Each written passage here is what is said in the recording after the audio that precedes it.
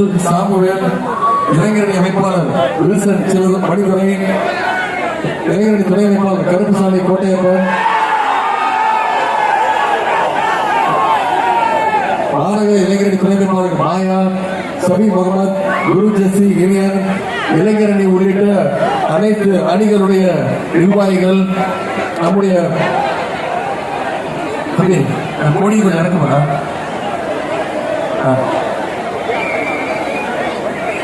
இளைஞர்கள் உள்ளிட்ட அனைத்து சார்பணிகளை சேர்ந்த நிர்வாகிகள், அதே போல நம்முடைய தேசிய காங்கிரஸ், திராவிட கழகம், தேசிய முற்போக்கு திராவிட கழகம், விடுதலை சிறுத்தைகள், இந்திய கம்யூனிஸ்ட் கட்சி, மார்க்சிஸ்ட் கம்யூனிஸ்ட் கட்சி, மறுமலர்ச்சி திராவிட முன்னேற்ற கழகம், இந்திய யூனியன் முஸ்லீம் லீக், மனித ஜனநாயக கட்சி, மக்கள் நீதி மையம், SDP உள்ளிட்ட கூட்டணி கட்சியை சேர்ந்த நண்பர்களுக்கும், அதே போல இங்க வந்திருக்கக்கூடிய தாய்மார்கள் அத்தனை பேருக்கும், அக்காக்களுக்கும், தங்கைகளுக்கும், பாட்டிகளுக்கும், அதே போல அந்த கலைகளுடைய உயிரிழந்த மேலான அன்பு உடன்பிறப்புகள் அத்தனை பேருக்கும் முதல்ல நன்றியை நான் தெரிவிச்சுக்கிறேன்.